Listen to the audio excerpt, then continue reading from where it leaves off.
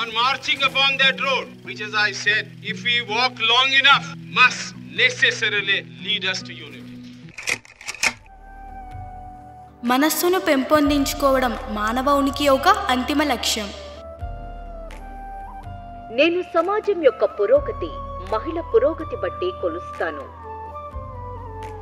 మంచి రాజ్యాంగం అంటే ప్రజలకు అధికారం అందించడమే కాదు, ఇతరులను అణిచివేయడానికి ఆ అధికారం దుర్వినియోగపరచకుండా ఉండగలగాలి. స్వేచ్ఛ, సమానత్వం మరియు సౌభ్రాతృత్వాన్ని బోధించే మతం నాకు ఇష్టం.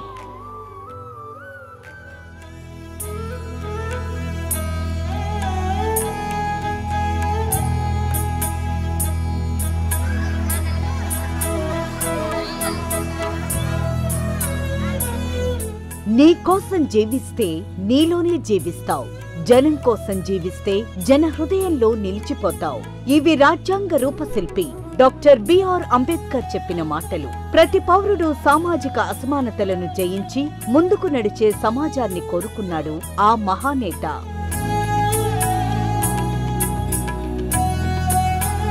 ప్రతి పేద కుటుంబం, ప్రతి పేద కులం నిన్నటి కంటే నేడు, నేటి కంటే రేపు, రేపటి కంటే భవిష్యత్తులో బాగుండాలనే సంకల్పంతో నవరత్నాల్లో నుంచి మంచి కార్యక్రమాలు, గొప్ప కార్యక్రమాలకు శ్రీకారం చుట్టాం.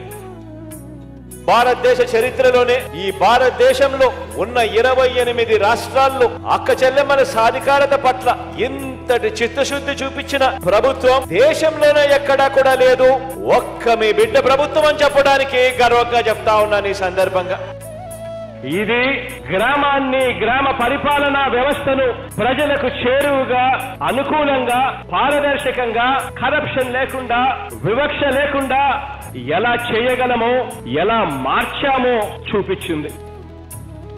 పేదలందరికీ దేశంలో కూడా ఎక్కడా లేని విధంగా తొలిసారిగా రిజర్వేషన్లు కూడా వర్తించిన పరిస్థితులు ఎప్పుడైనా వచ్చాయి అనంటే ఆ దివంగత నేత ప్రియతమ నాయకుడు రాజశేఖర రెడ్డి గారు నాన్నగారి వల్ల జరిగింది అని చెప్పి చెప్పుకునేదానికి కూడా ఒక కొడుకుగా గర్వపడతా ఉన్నాను అని చెప్పి కూడా ఈ సందర్భంగా తెలియజేస్తా ఉన్నాను.